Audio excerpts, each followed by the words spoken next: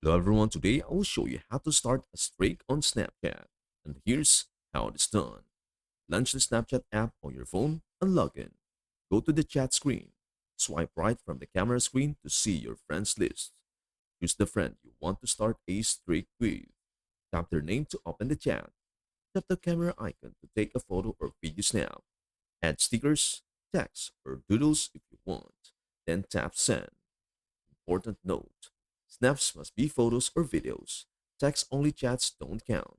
They need to send you a snap, photo, or video within 24 hours. You both must do this for 3 days in a row to get the fire streak emoji. Once you have snapped each other 3 days in a row, you will see a fire next to your friend's name. The number beside it shows how many days you have kept the streak alive. And that is everything you need to know about how to start a streak on Snapchat. Before we end, may I humbly ask you a favor? Please do like, share, and subscribe to our channel. This means the world to us. Thank you so much for watching. We hope to see you in our next video.